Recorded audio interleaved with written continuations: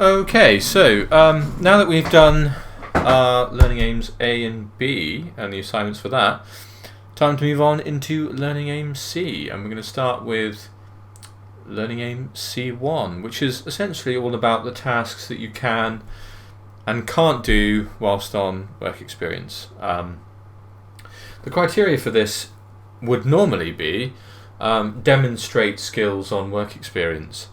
Of course, the big issue here is you can't really demonstrate them. So the way that I think we're going to have to get around this is just swap out demonstrate for explain. So really just kind of explaining the kind of skills that we would demonstrate if on work experience, I think, is probably the best way of approaching this.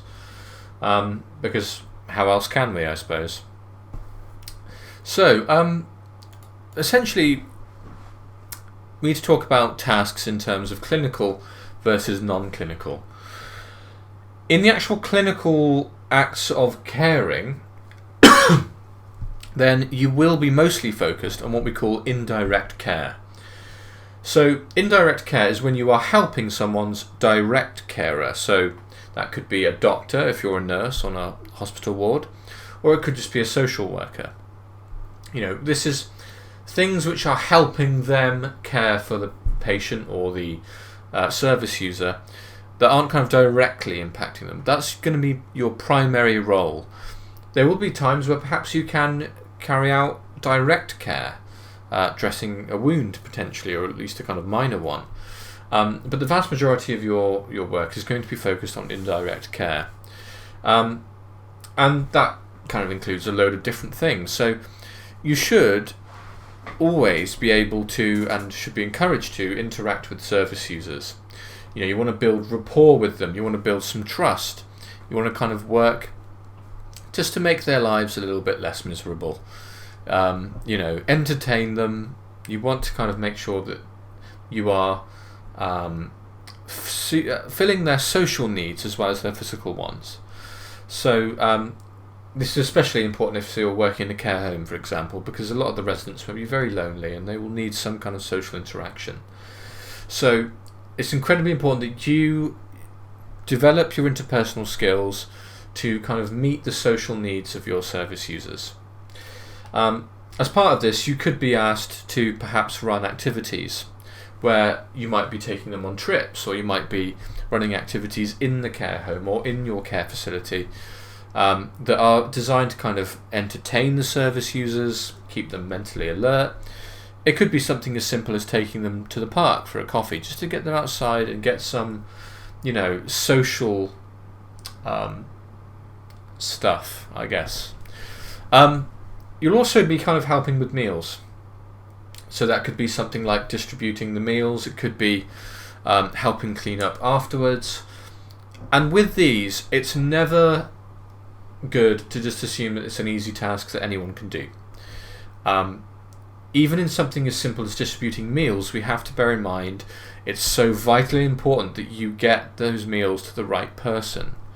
Because in a health setting, people have to live quite kind of regulated lives. And so if you end up giving the wrong food to the wrong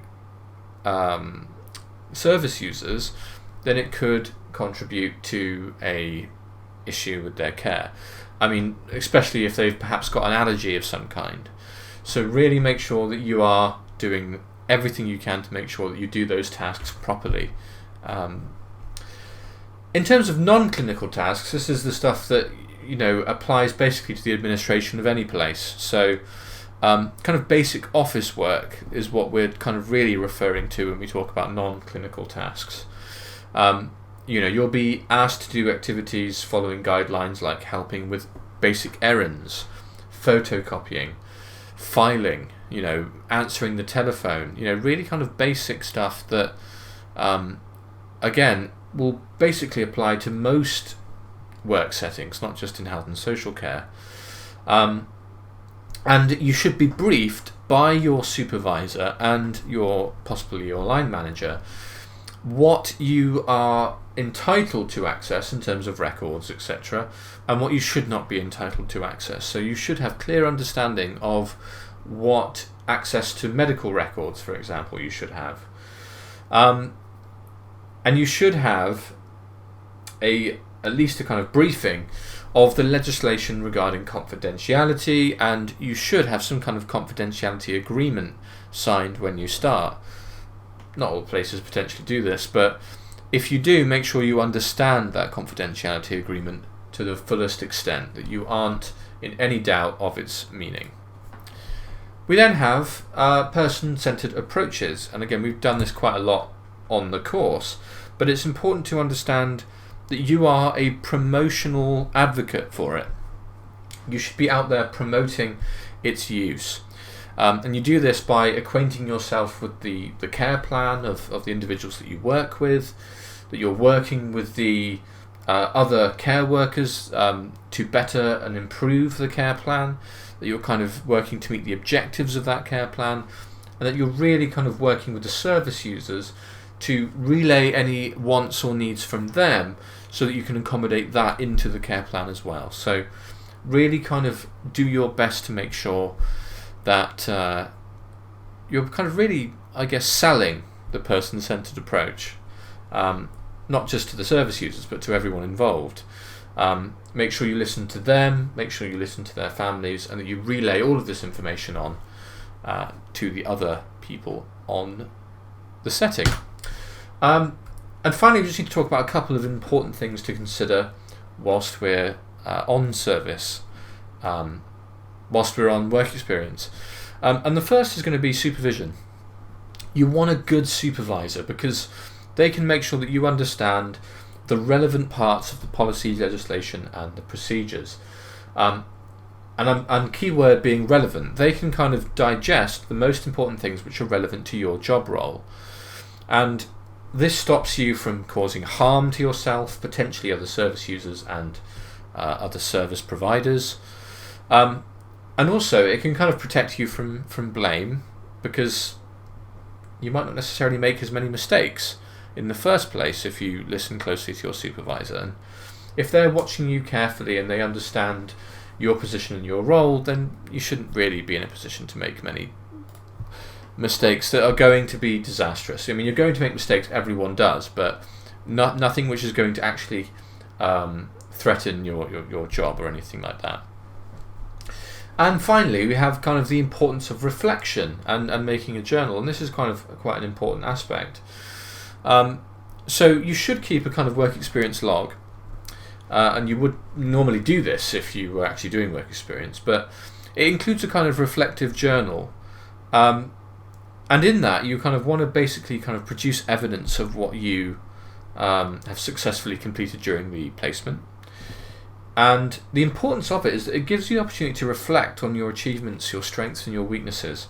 You know, like at the start when we're talking about planning, it gets you to actually reflect on what did you want from this work experience, how have you performed, and what are you getting from it. So you do get to see your achievements, you do get to see your strengths, and you also get to see where you perhaps should improve as you go through. It gives you a kind of like running reflection. The plan is like the start, whereas your reflection log is going to be what kind of keeps you reflecting on that as you go through. And one of the most important aspects is it gets you to see where you're starting to apply theory and you may not know it. Have you perhaps observed some element in working with children maybe that made you think of Bowlby, or makes you think of Bowlby when you start to reflect on it?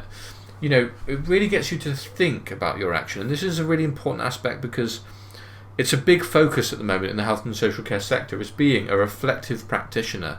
It's what people want the most in terms of employability, is reflecting on your mistakes and reflecting on improving. And I'm about to run out of time, so I'll leave it there, but